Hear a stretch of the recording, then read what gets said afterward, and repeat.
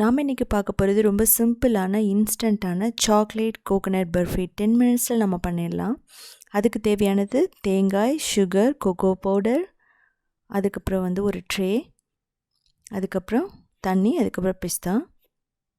இப்போது 1 கப் தேங்காய் நம்ம ஒரு 2 மினிட்ஸ்க்கு நல்லா ரோஸ்ட் பண்ணிடலாம், ப்ரௌன் ஆகாத மாதிரி. ஸோ இப்படி பண்ணுறதுனால நமக்கு கெட்டு போகாது. எப்போவுமே சாக்லேட்டோட கோகோனட் சேரும்போது ரொம்ப டேஸ்ட்டாக இருக்கும். ஸோ நமக்கு தேங்காய் ரெடி ஆகிடுச்சு. இப்போது ஒரு பிளேட்டில் நம்ம ட்ரான்ஸ்ஃபர் பண்ணிடலாம்.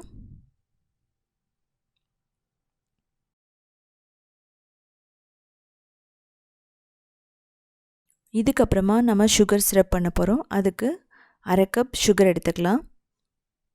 அதுக்கப்புறம் 1/4 கப் தண்ணி எடுத்துகிட்டு நம்ம 1 ஸ்ட்ரிங் கன்சிஸ்டன்சி வர வரைக்கும் நம்ம நல்லா பாயில் பண்ணிடலாம்.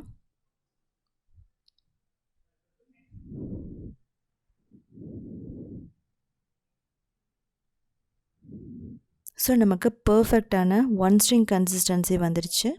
நம்ம கையில் தொட்டு பார்க்கும்போது ஒரு ஸ்ட்ரிங் மாதிரி ஃபார்ம் ஆகும். இப்போ நம்ம என்ன பண்ணலாம் அப்படின்னா, ரோஸ்ட் பண்ணி வச்சுருக்கிற கோகோனட் நம்ம போட்டுடலாம்.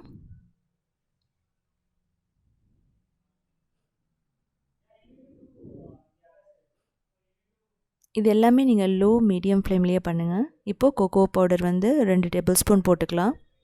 அதுக்கப்புறம் பிஸ்தா போட்டுக்கலாம். ஸோ இதை நல்லா மிக்ஸ் பண்ணிக்கலாம். மிக்ஸ் பண்ணிவிட்டு நம்ம ஒரு 2-3 நிமிஷம் வரைக்கும் நல்லா குக் பண்ணோம் அப்படின்னா இது நல்லா பேனில் ஒட்டாமல் வந்துடும். நல்லா திக்காக வரும்போது நம்ம எடுத்து போட்டுடலாம்.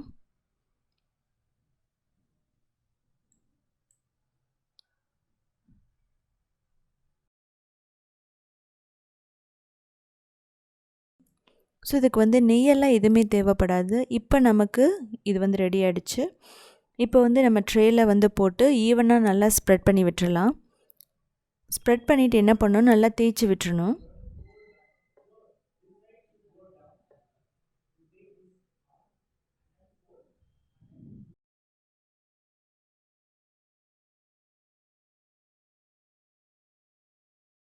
ஸோ இதை தேய்ச்சி விட்டுட்டு நம்ம ஒரு 30 நிமிஷத்துலேருந்து 1 hour வரைக்கும் நம்ம அப்படியே விட்டுடலாம் ரூம் டெம்பரேச்சரில். இல்லை அப்படின்னா நீங்கள் ஃப்ரிட்ஜில் கூட வச்சுக்கலாம். ஸோ இது மேலே உங்களுக்கு என்னென்ன இருக்கோ ஆல்மண்ட், பிஸ்தா இதை தூவிட்டு இதையும் நல்லா தேய்ச்சிடுங்க. இது அப்படியே ஒரு 30 மினிட்ஸ் விட்டுறலாம்.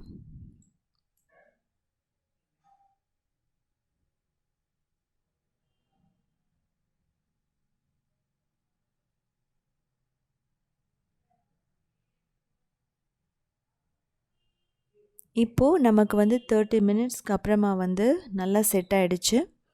இந்த டைமில் உங்களுக்கு செட் ஆகலைன்னு தோணுச்சுன்னா நீங்கள் ஃப்ரிட்ஜில் கூட ஒரு 30 மினிட்ஸ் வச்சுட்டு எடுத்துக்கலாம்.